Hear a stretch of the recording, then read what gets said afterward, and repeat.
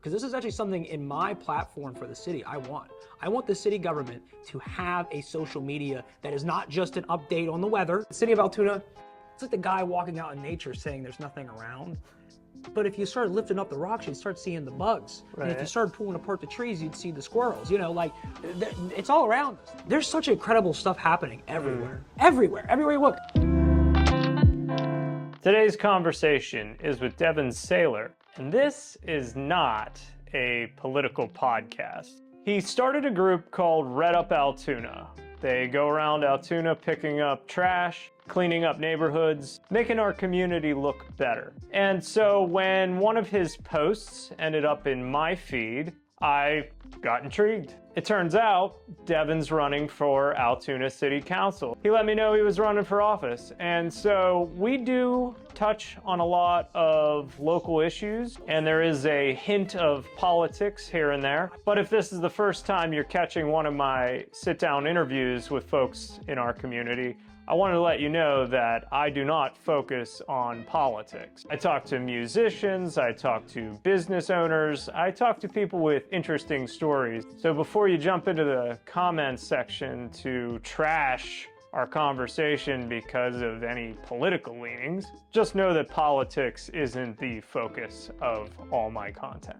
But I'm taking a change in my life, in my career, towards politics. Mm-hmm. So that's where I'm headed now. Yeah.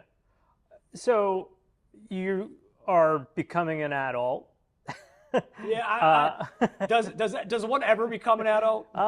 You know, the older I get, you know, I'm sort of at the age that when I was a kid, I was like, that's an adult. You know, that's when I'll have it all together. That's when I'll have everything figured out. That's when I'll be mature. And now that I'm here, and I look around at people that are my age, I'm like, we're not adults. Like we're still children. We're still figuring, everybody's still figuring this thing out. Yeah, I agree. Well, I mean, that's a big reason why, you know, I want to get into politics, or why I've started this journey, is because I realize that so many people, like I said, you get up and you look and you realize like everybody is still figuring this thing out. And not only that, but you realize that, I don't know, like when you used to look at when you were a kid or someone, you'd see someone like a congressman or a mayor or whatever, and you would think like these are these like omniscient, omnipresent, like so smart people. Right. And sometimes they're not. Sometimes they are. And they just have, you know, different solutions to problems and you know, diagnoses of things than you do. But I think that is so interesting to me. Yeah. Is that like you, as you said, you get older and you realize like you could really do that. What are you seeing in the city of Altoona that you're wanting to make a difference with? Yeah. Well, it's in a way it's bigger than the city of Altoona, but it's very central to my heart because I've kind of made this place home. You know, like I had, you know, we had talked before this at one point, but you know, like I came to this city sleeping in my car, you know. And to be here among all of the people that are around here, all the opportunities they've afforded me, all the cool, I don't know, just all the interesting stuff that I've gotten to do. In a way, it's just like, this place feels like home. I've moved around my whole childhood, you know. We were in and out of houses. You know, my mom moved from Williamsburg to Duncansville to Frankstown, back to Duncansville. You know, I went to State College, to here, back to Williamsburg. Then after I got out of high school, you know, I was in Martinsburg and Roaring Spring. Like I moved around a lot. Yeah. But, you know, as I grew up, like Altoona was the place I got to call home. So anyway, to answer the question of like what is really like motivating me for the city, it's, I don't know. When I look around the city of Altoona, one thing you kind of notice as you talk to people and stuff is people don't believe in each other. Now, and it's not just here. It's everywhere. Yeah. You know, there's always people out there that they don't believe in things are able to change or things are able to improve. And what happens is this apathy sets in where nobody wants to do anything because they go, oh, well, it's not going to change. This is just how it is. And then, you know, they go and they get their very delicious, very nice coffee from Green Bean Coffee House, and then they go home and they watch Netflix and they call it a day, which I don't have a problem with that at all. You know, like you want to take a break, take a rest, you've contributed to society, went to work. That's not an issue. It's I guess the issue is that when you start to see people just giving up, on each other, and that this place can be better. Because I think what happens is when good people decide that the world is the way it is, then the people who don't want it to be better, they step into place and say, okay, well, we're going to take advantage of that. Yeah. But so for me, it's this apathy towards our community as young people too, especially. So the big thing is young people in areas like ours, like in Altoona, and I'll speak specifically to Altoona from now on, okay? So in Altoona, if a young person wants to go and build a career for themselves, or they want to go somewhere and do something, where do they go? Okay, Penn State, Altoona, I don't have a college degree. My background is very unconventional. Right. I taught myself video editing from 18, watching YouTube videos, and then trial and error and failing and succeeding here and there, and then on top of that, just being involved, I guess running with so many people who are doing better and greater things, they kind of make you have to keep pace and you have to learn new stuff, new skills. Where's an environment for that person to succeed? Yeah. There's all these post-secondary education, whatever, all these different routes. But a young person here, there's just not much for them to do, or even with those jobs and degrees that they get, there's not much that, I'm trying to think of the right word here, Scott. There's not much. An attractive place to settle down, right? Stay. It's not attractive. Yeah, you're right. You're exactly right. It's not attractive. Why I'm running for city council is that I want to be somebody who, when somebody raises their hand, I make sure they're called upon. And when for these opportunities, I want to help create these opportunities, but also foster a culture. That's the key term, culture. Okay, an environment where people feel like opportunities and things can happen. I grew up here, and I went away to college, then I came back, started working at WTAJ, and after a few years, that was not where I wanted to be. That's not where, here is not where I wanted to settle down. I didn't want to be in my hometown anymore. I didn't think there was much to do here, so went away for a decade. Having come back, and sort of what you're speaking to about, you can go anywhere and there's problems everywhere, but you have to have the mindset to be like, this is where I can create my happiness. And since I've moved back, I'm optimistic. I thought this place was pretty bad when I lived here growing up, and I'm starting to see hints and changes that I'm pretty excited about. Well, you know what the hints and changes are? It's people like you, Scott. Oh, wow. Because here's the thing, it's an attitude. Yeah. I keep saying this to people, and I think it shows, but it's an attitude. It's all an attitude. If everybody in this city collectively got up tomorrow, hell, 50% of them got up tomorrow, 60%, and said, you know what? Every time they complained about something about the city of Altoona, they went and did something about it, or they decided to be the change they wanted to see in their community. Scott, this place, Scott, it would be the most happening place ever. It could be, yeah. And supporting people. I mean, another thing, there's two statements I want to make, okay? Yeah. One is the city of Altoona, it doesn't take much to stick out. It doesn't take much to stick out. You just got to do a little bit more than other people are doing, okay? But at the same time, I think sometimes that limits people, and they don't go further with it. They don't take it to, it's either because they feel stifled because they're they don't know where to go with it, or the other thing is, which is what I'm about to bring up, is that people in this city, but it's everywhere, it's in life, it's in general, they'll work to try and drag you back down. They'll say, well, you came from here, and we saw you, we've seen your failures in this community, or we've seen the things that you've done wrong, and we need to, as a community, be like, okay, they screwed up here or whatever, but they're a human being and they're doing a great thing. How do we help them? How do we assist them and assist each other? Sure. And that that is part of that culture that I'm talking about. Yeah, I'm right with you on that one. It's, you and I probably have seen some of the posts and the automatic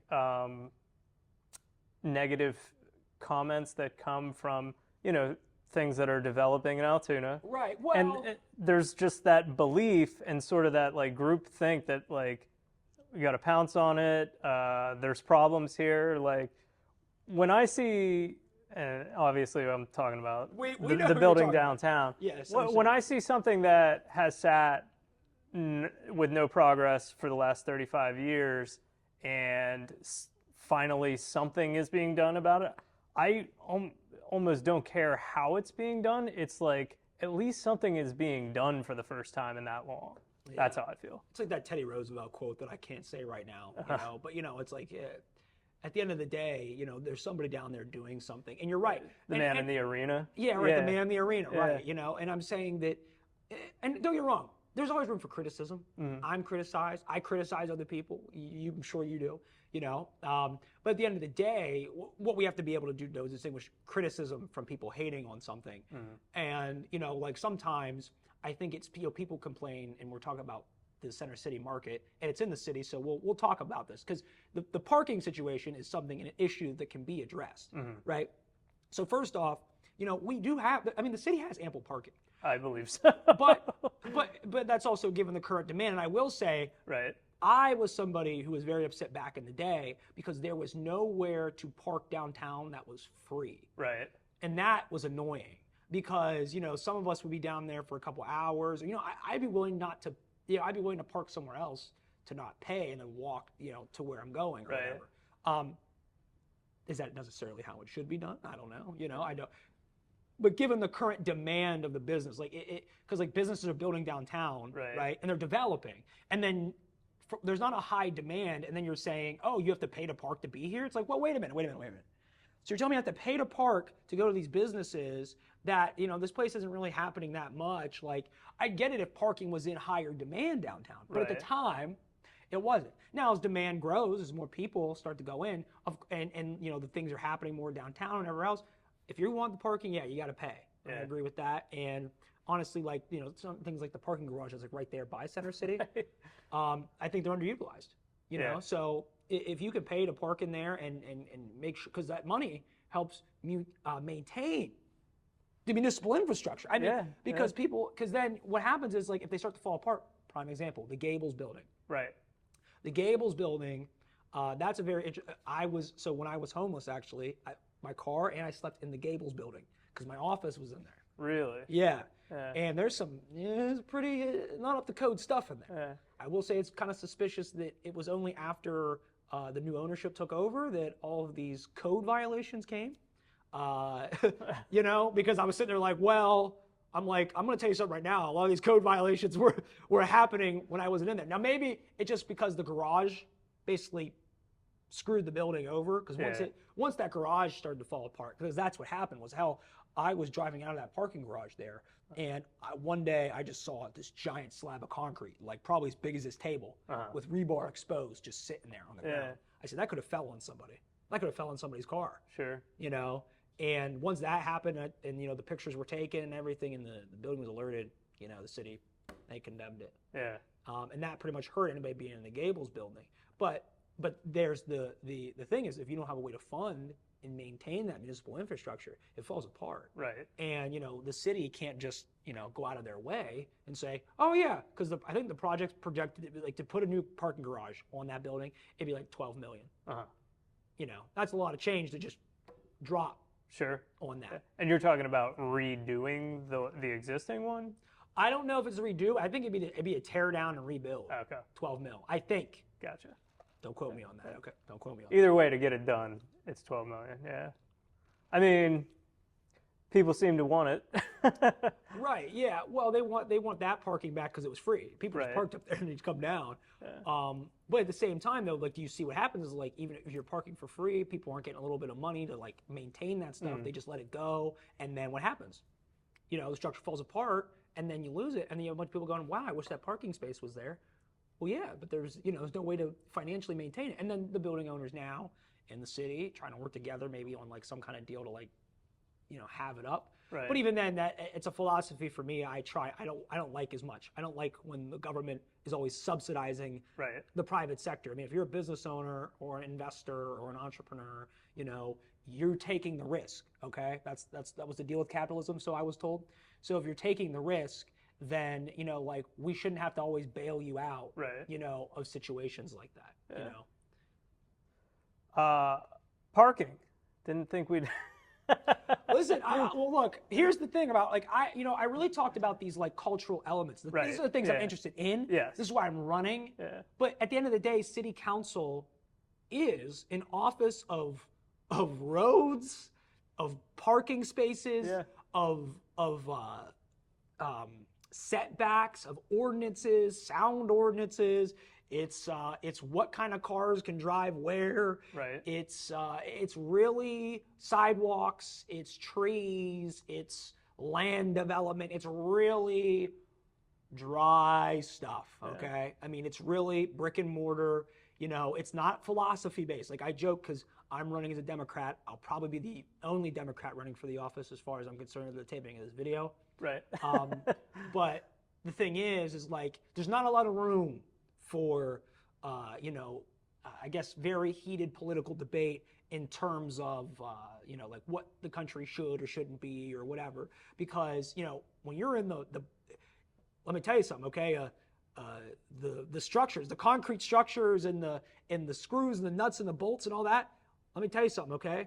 They got to hold the structures up all the same. There's no philosophy about that.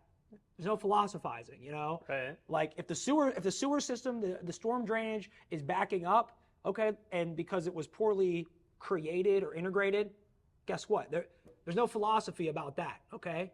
It's, you know, you got to, I like to think I embody the go out there and get it done, get to work attitude. So, So, you know, touching on downtown progress, if you're running for office in Altoona, you must have a vision, I suppose.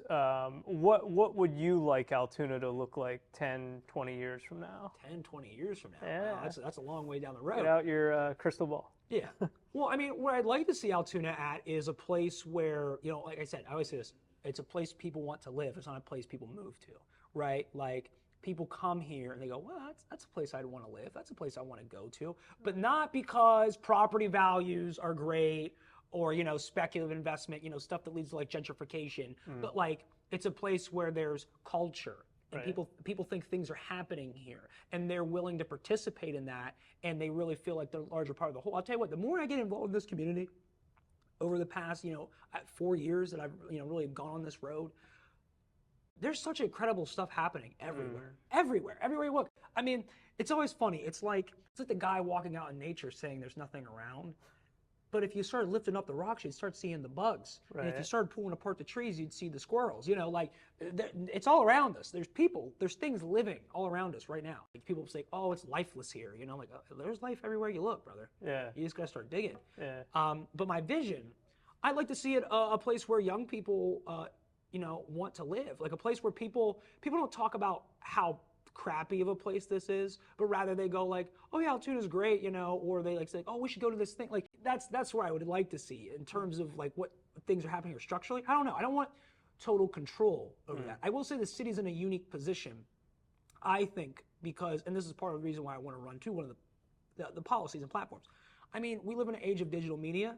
One thing the state of Pennsylvania, and I noticed because I've been to Harrisburg quite a few times, is their problem is that they're behind. I used to think Altoona was behind like 20, 30 years. It's not. It's the whole state. Yeah. You know, there's initiatives and things that we could be working towards right now that make this more of a, I guess, friendlier place to younger people. Because again, the biggest problem facing the state of Pennsylvania, and as you can tell by the, you know, Medicare and Medicaid at the national level and everything else, the biggest issue facing America is demographic change. Because the baby boomer generation, they had a bubble, and then now they were, you know, we're not paying in as much as they're getting out. Right. And rightfully so. They deserve it. They paid into it their whole lives, you know. But we're not able to keep up because there's not as many of us. Right. Right? Now, I don't want to go into my solution for that because you know, that might be, it's not quite city related. But what I'm saying though is what we can do at the municipal level, right, is make it attractive to be here, Right. providing opportunities, and, you know, again, like getting people to say young people. You want to bring young people in because you'll have them for generations, and they like where they live. They might stay here. One of the things that I have thought about is just the power of social media. And I feel like, I've been to these towns that you hear about, like in Asheville. It's not, it's not a major city, but it's the city that there's a lot happening there. There's a cool downtown area. If you go on Instagram or Facebook, you get a lot of people that are showing off the city. There's lots of reels that basically make it look cool to go. People want to visit that. Altoona wouldn't be one of those towns that you would find on social media. And one of the things that I try to do is I tag Altoona. I put an Altoona description in every video that I do that has something cool happening. And I think that helps. When 100,000 people look at a video that says Altoona and it's a progress story, I think that's PR for the city. So, well, here's a funny thing, and it's gonna start a little morbid, but then it's gonna kind of circle back. So, like those kind of initiatives, right? Like we have Explore Altoona, which isn't really Altoona based. It's more so the market, the county, and its assets. But the office is down. Their office was downtown. Now there's a whole rigmarole about the commissioners decertifying it and then assigning it to somebody else, and that right there, that's politics, and we don't need to talk about that right now. Okay, but what is interesting is, I never saw a lot of the digital marketing that those guys did, and the argument that was made was that because, they're not marketing to the people that live in the city. Okay, makes sense, right? But I think about it. Okay, so there was a direct marketing effort, because this is actually something in my platform for the city. I want the city government to have a social media that is not just an update on the weather. Okay, we definitely need that. Yeah. Definitely post that or opportunities, but it also should be it should be uplifting people. Absolutely. It should be, like people like yourself, Scott, which I'm going to circle back to that, but I have something I want to say to you. But because I don't want to lose my point, my ADHD talking. It's all good. But the whole thing is, talk about this comprehensive social media stuff. It should be uplifting people in this community. The city should have a social media platform where, especially on Facebook, where not only does it, like I said, post about emergencies, post updates about what the city is doing, but in addition, it should be uplifting people. Like, what is our city doing? Here's something I always find interesting. Is people go, the city of Altoona is not doing anything, right? But then if you really look around, certain neighborhoods, they're fixing curbing or they're building a new sidewalk or whatever else. Why are you not documenting what is happening? When we drafted this, the Altogether Altoona plan, the comprehensive plan for the city, which, I helped draft and many people put together. I mean, this is I say this is the collective dream for the city of Altoona. If we meet all of our goals in here, if you want to talk about the plan 30 years from now, the metrics in here will be met. Yeah. Now, I don't have a specific vision of what it needs to look like, because I think that the people of the city of Altoona are responsible for what this city looks like, and that's what will make it unique. That's what will make it, beautiful in its own way, and that's what will make it a place people want to live, because it'll be a place made from the people who live here, by the people who live here, and for whoever wants to be part of that. Yeah. So anyway, so storytelling. Right. Telling anytime there's a development, anytime we're fixing a curb, there should be somebody there to show it off. Right, exactly. In a meaningful way, too. Yeah, right, in a meaningful way, not just be like, oh, hey, here's a picture of a There's curb. Because, I could do that right now. I can just go take a picture and say, hey, here's a curb. But you're right. And again, the city should pay somebody, like a community engagement specialist. Mm-hmm. It was a position the city had, but they got rid of it. Oh, did they? I didn't even know about that. Now, it might have been the person that they had employed there. I don't know, or if they just decided it was a waste of money. Yeah. But I actually thought that was a really good use of funds and an employee, because a community engagement specialist would be able to engage the public, because that's another thing, right? Like I was telling you about how this whole thing started, where people don't, they give up. There's this apathy. Right. You have to make politics, you have to connect them. You have to reach them. Yeah. And when I talk about the social media policy, right? Like I'm saying, why are we not live streaming our city council meetings on Facebook or Instagram? And people would say, this is what I'd get, well, then people might leave comments and say things. I'm like, good. Yeah.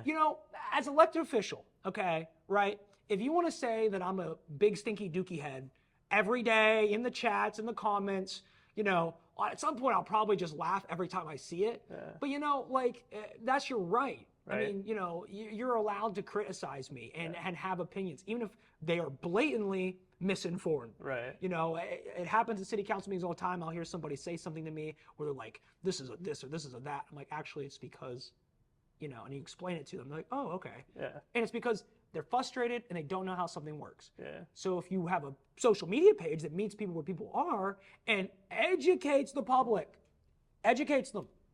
Okay? Yeah. We don't do that anymore. Right.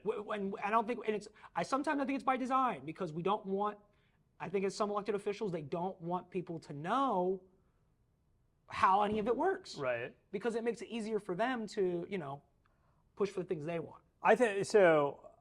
You're hitting on something that I think is very relevant to, again, like I focus on social media. I think we're in a world where there's just transparency, there's less privacy, and there's an expectation of I should be able to see a city council meeting every time on Facebook. To say we're not going to do that out of fear of a few comments, it's like that. You can't think that way anymore. You can't. You should expect everyone to be able to see anything you're doing in government all the time, basically. Period. Yeah. Well, and here's the thing. There's this give and take for me, okay? Because it goes back to the thing I've been talking about where you're right. We should be able to meet them where they are. But also, people shouldn't just feel like they get on Facebook and leave a comment in the live stream and they've done something. Right. Yeah. That's the other part of it. Yeah. I think when we talk about elections or politics or whatever, we put a lot of responsibility on our representatives, and rightfully so. Mm-hmm. They hold that, we have given them that power and they choose what to do with it, right? Someone like myself in city council, I'm going to be, if I'm elected, I'm going to be entrusted with a responsibility. Yeah. And being entrusted with that responsibility, there's a lot more weight on my shoulders. But the public is also responsible. They are responsible for the people they elect, for the people they uplift to run for those offices, and how they engage and work collectively for the changes they want to see. When it plays into that apathy that I've been talking about, where people feel like, oh, well, I don't know the path forward and therefore I don't even care. Right. Work to find that path, work to find it and work together. And, as much as we want to harp on and say, we comment on the post, haha, I did something. You still want to show up to the city council meeting. Besides, if you're going to make it a live stream on Facebook, you got to give something for the people at home to watch. Right. So, go up there and shake your fist a little bit, like I said, and I admire all criticisms, even if they're what's the word I'm looking for? They're trolling. Misinformed. No, misinformed. Okay. Like trolling is one thing. Like if they're trolling, I'm just going to enjoy a good troll and be like, all right, and then I'm going to give it to them back. Right. But like someone who comes up and they shake their fist because they're misinformed, like they just don't understand what's going on, I respect that wholeheartedly, because at the end of the day, Mr. Bryant isn't supposed to know everything about what we do up here. Yeah. But it's my job to go down from where I sit, right, and go down to Mr. Bryant and explain to Mr. Bryant why we are taking the action we're taking. And at the end of the day, he's free to disagree or agree or understand, but at least then somebody broke it down for him. And I think that it becomes even just local government, but government at all levels, we miss that mark. And I hope with my campaign on my social media, I really plan to just post a lot of educational stuff. Hey, why do sidewalks matter? Yeah. Why do storm drainage matter? Storm systems matter. Why does your local planning commission matter? And make it, because you and I come from the similar background, entertaining. Yeah. So somebody's not sitting there watching the college level presentation slideshow. Right. Make it something where they go, wow, okay, that made sidewalks seem fun. Right. Yeah. No, you're absolutely right. I think there's a belief that if you just do anything, you've checked the box for social media, and there's a lot more to it, making it the difference between something that is boring and something that people actually watched, going past the 3-second mark for a view. Right. Yeah. When you're talking, especially with government, that can very much be dry. That very much can get pretty boring pretty quickly. Can we talk about Redd Up Altoona? Absolutely, we talk about. Gosh, we're here at this place, and I got the garbage bags right out there for the garbage bag drive or the grocery bag drive, which is getting the grocery bags donated, cutting them up, make them into plarn, and then make them into mats for our houseless community. So that's great. But Redd Up Altoona. So for anybody who doesn't know, who's watching this and they've never heard of it, the Redd Up Altoona Foundation is a foundation I started for many reasons, but the biggest one was all I wanted to do was one day I just posted on Facebook. This is how it all really started. I posted on Facebook because I was sitting actually right over there, and when I was sitting there, I was talking about, or I just saw how much litter was out there, and I posted on Facebook, I was like, hey, what if we all went out and just picked up all the litter around the city one day? It went crazy because it was like everybody had already, like it was like I tapped into the zeitgeist. Yeah. That's what it was. Everybody was, I want to do that. Oh my God, I want to do that. Or I've already done that. We should do it. So then I planned this event, which was called the Biggin, right? It was a big cleanup, okay? Yeah. And or it was Redd Up Altoona, and I called it the Biggin, right? And we go and we do it, and what was so great was just how many people from the community just came out and picked up litter with us, and they were happy to do it. Yeah. And the whole reason why was because people want to be involved in their community, I think. And this ties into a philosophy I believe in, which is you have to give people the opportunity to do the right thing. Mm-hmm. Okay? So for me, right, once I saw like people wanted to pick up litter off the street, they just needed someone to provide them the grabbers and the vests and feel like there was a big enough community where, as opposed to feeling like a loser who's on the side of the highway picking up trash, which we condemn, okay, because many cleanups we've done in the Redd Up Altoona Foundation, it's been just me. Yeah. Or just Veronica, or two people. And that's important to realize too, is like, yeah, we do the Biggin, and there's 55 volunteers, but most of the cleanups we do throughout the year, 3-4 people. Yeah. Right? 3 or 4 people. But those people, what you're doing is it's a social proof. Right. You're proving to people like, come hell or high water, we're out here doing the work. Right? And I think that encourages people to be like, you know what, I can walk out of my house and go pick up litter. Why not? Oh, my street looks kind of crappy. The whole point of the foundation, what we started, was to inspire, this is the mission, inspire friends, family, and neighbors to be the change they want to see in their community through public space improvement projects. Yeah. So we go out into the public, we try to improve the public space, its perception. We tackle litter as the big thing because it's something that's tangible, it's easy for people to engage with. It's not like building benches or infrastructure or something, or changing the whole corridor. But maybe that's something that, as someone who serves on city council, I might have a way or a means to see that fulfilled. Yeah. But regardless, Redd Up Altoona started because of that, and so many people. I'll tell you this story because this was it. It sealed the deal, really. We were out picking up trash for our first annual Biggin, and there was this girl, a daughter of my friend. And she goes, like, while we're out picking up trash, she looks at this just random stranger just sitting out on his porch, like just looking at us like, look at these guys picking up garbage, And she looks at him. She looks right at him and says, like, we're saving the planet. We're saving the planet right now, sir. Like, we're out here saving the planet. Scott, I tell you, I could have cried. I tell you, I could have, a tear, like one of those old, what was it like? Was it the commercial with the Indian? Oh, yes, yep. Like one tear could have came down my face, but for far better reasons, not for those reasons. Yeah. It was great because it made me feel that sense that I'm talking about, where it's like young people need to feel like they do make a difference. They do make a change in their community. Yeah. And when you offer them opportunities, they feel that. They get that opportunity, and then that inspires them to be like, hey, I could probably do something else, or I could probably do this or do that. And we need more of that. Yeah. So, and that's really why we started the foundation. When you speak about it, I think what was going off in my head is that's a small slice of what you're talking about with trying to change the perception of Altoona.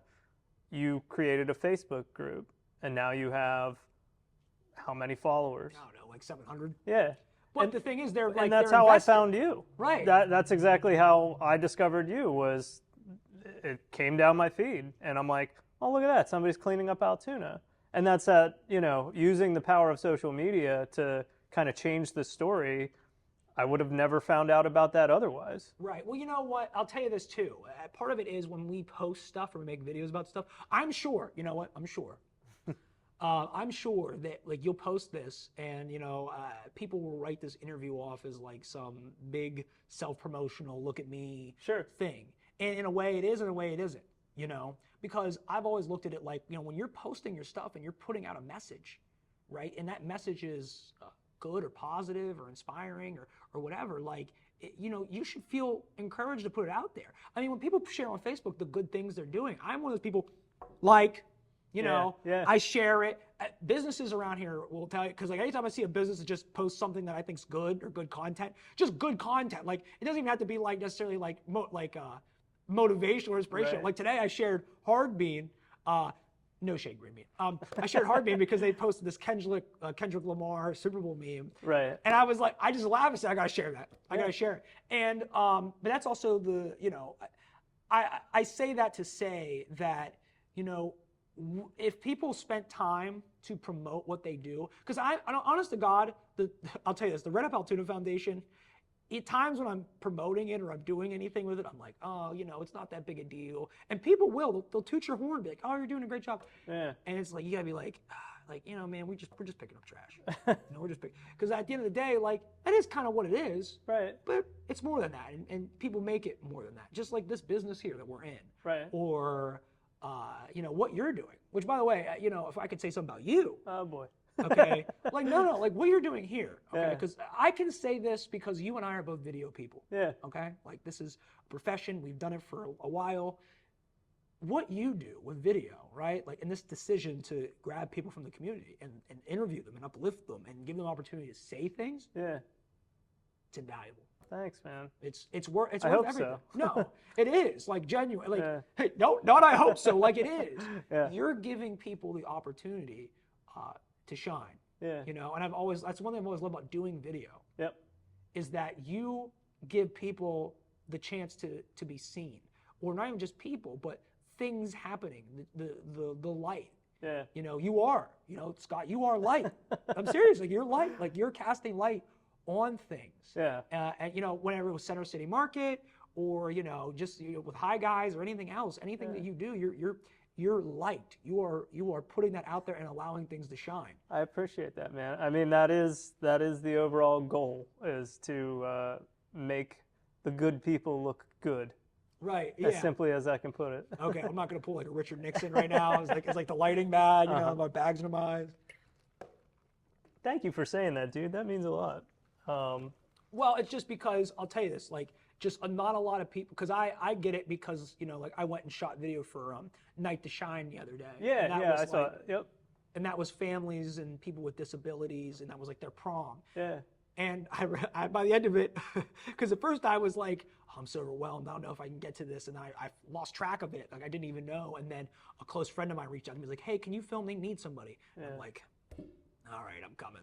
Yeah. So I went and I shot it. And it was just so moving because those, like for them, like that's like their night out, like their night to go do stuff and have a good time, with other people like themselves, in good company. And it was just a beautiful thing. Like to feel that, like, when you saw someone walk out, the big old smiles on their face, that's powerful because somebody is going to go home and they're going to watch that video and they're going to see themselves in it and say, wow, I looked great. Yeah. Or they're going to say, like, oh, I'm going to have this memory forever, to remember that night. Yeah. And like I said, when you do that, like it's a beautiful thing, truly. Absolutely. Yeah. And I think the way I would connect with that is, with business owners or with anybody in charge of an organization, doing social media does wonders for like the outward, letting people see. But I also tell anybody that, is considering doing social media or paying for it, it's like, it's really good internal PR. The participants in that event, they get to watch themselves. People feel good when they see themselves highlighted in social media videos. So right. And I guess every time you bring something up, I just think of my own work, and I'm like, that's relatable. Like, he made a point that, I come across that all the time. It's like, there's so many reasons to do social media, whether it's for Altoona or for a business, but internal PR is one of them.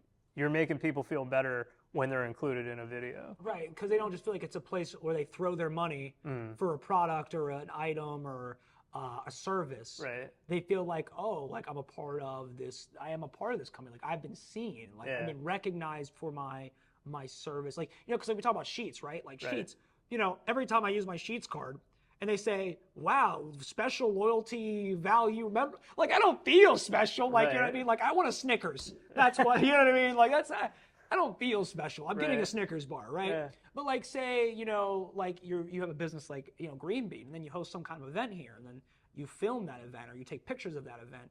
A Parlor Donuts, they do a great job, right? Yeah. Like they just hit the market and they're doing a good job with, just donating donuts to people. They donate donuts and they say, hey, take a picture with our stuff and everything. So like when you get that box of donuts, like you feel like, oh, cool, like I'm a part of this, and people are happy to help. Yeah. That's another thing, people really should remember too, is people are happy to help.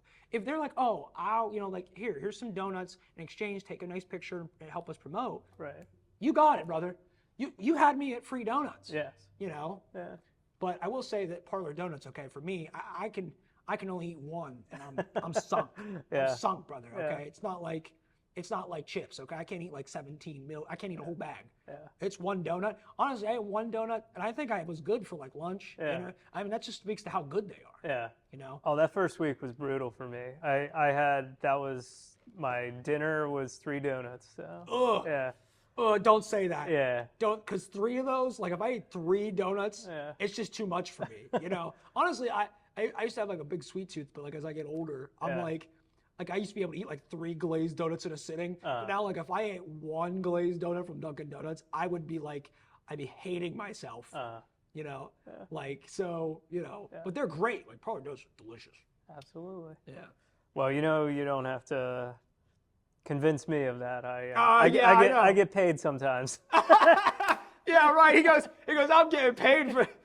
I get paid sometimes to promote Parlor Donuts. So you know. Yeah. Yeah. Well, Well, then my opinion matters more because you're biased. Well, no, I'm just no. I'm glad you brought it up.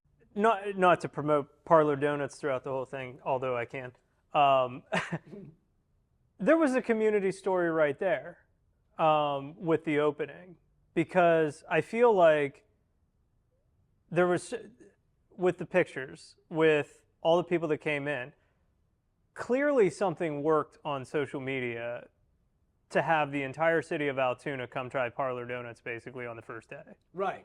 And I don't know, I would point to, I try to tie everything back to, if we're talking about Altoona and public relations, I would say look at that example of how you can make something feel important and how you can get the community involved is take a look at what they did on social media and all the support they got from everybody in Altoona. Mm-hmm. It had a good vibe, and it was a great opening. Yeah, and I'll tell you something about Parlor Donuts. Wait, I wasn't to stop Wait, let's myself. Keep going on Parlor Donuts. No, I am talking about Parlor Donuts. I'll tell you something about Parlor Donuts, okay? I felt like their parking was far less ample the day that I went there for the big or for the VIP night, okay? That's all I'm saying, all right? We're not talking smack or anything. We're just saying what it is. Yeah. Right? The parking, there wasn't as much parking. Right. And I don't think I saw any videos or any comments about it not having enough parking. Right, yeah, not one person. Yeah, people were parking down the street. People were. And they were walking in. Yeah. Right, but nobody said a word. No one said a word. But then, like downtown where there's plenty, there's more parking. Yeah. People were like, literally, football fields of parking lots. Yeah, right. Football, like a whole football field of parking lots, right? And they were like, there's not enough parking downtown. Yeah. But okay. This brings up an interesting question. I'm going to put this in for you to answer, right? Yeah. So why do you think that is? Why do you think there were people who were like downtown stinky doo-doo, and they're like, Parlor Donuts, I'll walk from New Hampshire to get a donut there? So I think it's the perception. I think the perception of downtown right now, those people that are making the comments about parking downtown Altoona, I'm going to go ahead and say they probably haven't been down there in a while. Mm-hmm. And they probably just remember it like it was. And the probably last memory of it is the parking garage closing. So that's their immediate reaction to that. Parlor Donuts, all you show is the good, and that's what people focus on. Right. I see what you're saying. It's like maybe the conversation about Parlor Donuts is good, and so I think people join it with that attitude. The conversation about downtown has been so bad for so many years. It's like that's people's automatic reaction. Yeah, automatic reaction. But here's the thing, right? Okay, because it's a mindset. It's a mindset thing. Yeah. Because then there's improvement, and then your first reaction is to bring up these issues. Like that's why the downtown took a nosedive anyway, because of the parking. I'm like, really? Yeah, right. The lack of parking was why the downtown. Yeah. You don't think it was like socioeconomic factors, right. or the fact that like you had the Walmarts and everything else, and now the small businesses that would exist in those areas are now competing with industries that they couldn't possibly compete with for the price that they're offering. Yeah. Do you think it maybe had to do with the recession in 2008, and then do you think maybe it was something other than the parking? Because let me tell you something. Once all those events happened, I think parking was very ample. Yeah. Right. I think there was probably plenty of parking, and there was a lack of business. Yeah. And a lack of industry. And the key thing is, again, when you start going downhill, and I think it's even an attitude, not just like I said, we talk about that apathy again. People see something going downhill, and they're like, there's people out there that are they are so excited. Okay, they're like George Carlin in a way, right? Where like they want to see the world on fire, they want to see it burn, and they want to see things suck, and they want it to suck, they want it to keep sucking forever, And then whenever there's a little improvement, it's I don't know if it's like envy or something, but they're like, Joe, I mean they're building a new building, the parking stinks, but it's anything like even me, running for office, right? Right. There's going to be people out there who are going to say, "Oh, well, he, what does he know? He's only on the planning commission for 2 years, and he works in the assessment office, and he understands property taxation at a very baseline level. And what he doesn't know? He's never been a city councilman before." Well, no, duh, because nobody was ever a city councilman before they were not a city councilman. Right. Yeah. It's like it's sad. It's one of those like first man. Did the first man invent college, go to college type scenarios? Yeah. You can only bring your individual perspectives, your individual perspectives that make it better. Yeah. And I think the same thing with like downtown. You get different people to build different businesses and things there. That's going to make for a strong, vibrant downtown. Now, if we can keep those people from possibly competing and or killing each other, that would be good. Yeah. Because maybe industries clash. Maybe you have a bar restaurant and I have a bar restaurant and I don't like that. All right, well, work it out because, Penn State, they can have 3 different bars and they all like them all the same. Yeah. So, which is another thing I have to think about too is like they got to make it so those places can stay open later, I feel like. Yeah. Oh, yeah. There's definitely. Because I feel like they all close like 11, 12. Yeah. There's no late night scene downtown. Yeah, right, exactly. Yeah. I don't know. I would have thought like Levity would maybe Scott, have where's a the reason. nightclub? Hey. I'm trying to dance. I'm trying to dance until 5 a.m. Yeah. But I joke about that. But truthfully, like those types of venues, they should exist somewhere around here. They should. Because if not, I mean, you can go to Pittsburgh and get that experience if you want it. Mm-hmm. But like, why couldn't we have it here? Right. Yeah. I mean, if you're trying, I'm not saying everybody's going out to nightclubs all the time, but I would say it wouldn't hurt if you're trying to keep people that are, coming out of high school or graduating college, if you want them to stay in Altoona, you're going to have something for them to do that looks like that. But it can't be just that. Because right. One thing I will tell you is like, think about Penn State, right? Like they have all this great party scene. Right.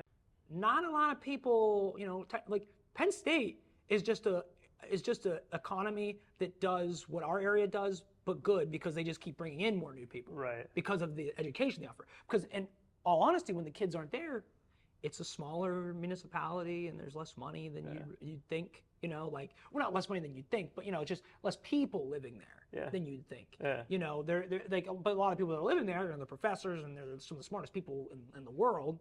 right? Because they're teaching there and educating, but the young people don't actually, they might come back there, alum, you know, to watch a football game. Right. But at the end of the day, like they're taking that education and probably going back either where they're from or somewhere else or where the work is in the field that they want to study. So in a way, Penn State is like Altoona, but they just do a really good job of bringing in the young people because young people leave Penn State or State College. Young people leave State College, but more come. Yeah. So you have to have those opportunities where like when they not just for like entertainment, but also that they feel fulfilled, and that community aspect. It has to be something more solid than that, like career-wise, religion-wise, family-wise. Like it's got to check a bunch of boxes. Sure. You have Redd Up. That's how I found you. But I mean, to me, it sounds like you have a year ahead of you, right? Your work is cut out for you. What are you going to be doing? What am I going to be doing? Yeah. To be honest with you, Scott, though, it's just this. I'm going to be doing the same thing I've always been doing. You know, like I mean, you're right. There's a lot. Like we got Redd Up Altoona, and you know we're still going to be out there picking up trash. You know, and we're still doing the bigging. We're still doing all those things.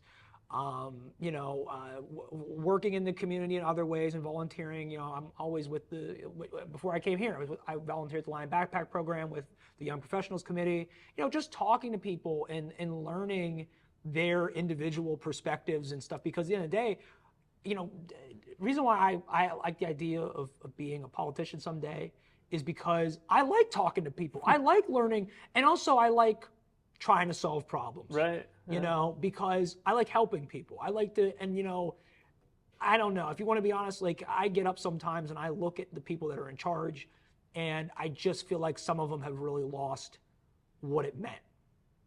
I think a lot of people are attached to the seat, their position. And I've always said this is like, for me, it's not about the position, it's about the process. You know, I think that through this process too, it has really helped me become a better person, better man, you know, better man. But it truly has, you know, like you really get this, and you realize how intricate the world is and how every interconnected, like there's such intersectionality between all the different things that are happening in the world, in your community, everywhere. And you realize that the world, it's my favorite, it's my quote. This is my quote, okay? I don't think anybody else has ever come up with it. It's my first original one, and I'll say it here now, okay? And it's that the world gets smaller the bigger part you play in it.